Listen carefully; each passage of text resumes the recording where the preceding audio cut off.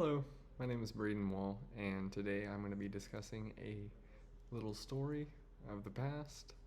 And in retrospect, it's a lot funnier, but at the time, it was probably one of the most irritating days that I had in the military.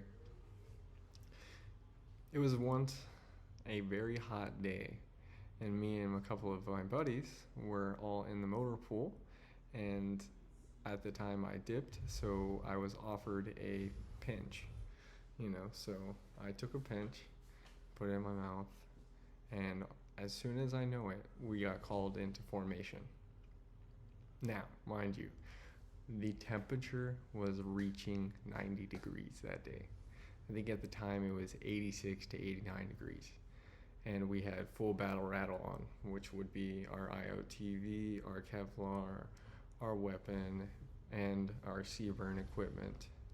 So it was quite a bit of uniform on us. I just remember standing there and thinking to myself, why did I take that dip? Well, I did not need that. Normally, our formations last for 2 minutes before we discuss, overlays of what we're going to do, and then we're sent off to the field. This time, we were not. It was a surprise formation for promotions.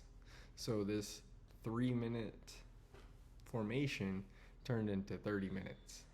And I had to sit there in the hot sun carrying all this equipment on me.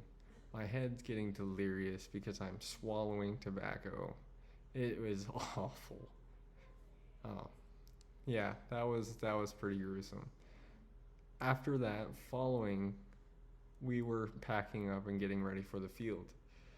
Now, I had everything ready. I had all my ducks in a row. I wanted to pass out from the tobacco. I had tobacco brain from swallowing everything that I could. And for some odd reason, our radio just went down last second. So as we're rolling out of the motor pool, we normally get checked, if everything's good. Me and my chief, the navigator, look at each other as we're looking at each other. We're signaling to each other that we don't have comms. And we look at the inspector on the ground and we just give him a thumbs up, thinking, oh, well, we'll fix it later. So we get in the convoy line and we're taking our time, as convoys normally do. We have to drive a long periods of time. Driving with a convoy is fine. It's whenever you get to the destination, that's when the radio needs to be a thing. Now, we rode there without radio connection the whole time.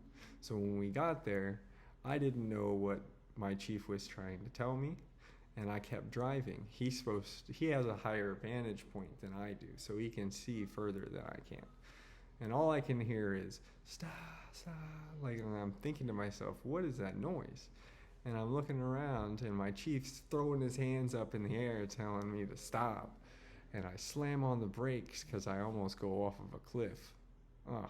This day could not get any worse. After that, I was pretty down, and I was thinking to myself, this has got to have a break in this day. We've got to move on from this bad set of events. So I have to go to the bathroom, but I also find it an opportunity to get away from everybody. So I went into the back of the track vehicle, grabbed my portable porta potty, and set off to find a place to go to the bathroom. I traveled quite a bit of distance away from my team and find this huge berm. I'm thinking, this is perfect. I'm going to set up on the other side of this and it'll be fine. I'll get a relief, come back, and, deal with everything else. So the moment to myself, setting up, I'm getting ready to go to the bathroom. And all of a sudden, as soon as I sat down, right in front of me, a convoy, no less than 10 feet away from me, and everybody staring at me. Every single person in that line I had locked eyes with. And each one of them steadily glancing at me as they roll by, me vulnerable. And the last guy, in the formation just quickly looks at me and gives me a princess wave. And that was a great end to that day. I got back to camp, bed down, and tried to forget it. Days like that, you just got to keep moving on. I hope this story encourages somebody that, even if you're having a hard time, there's always a brighter side, or there's a tomorrow. Y'all have a good one. Thank you.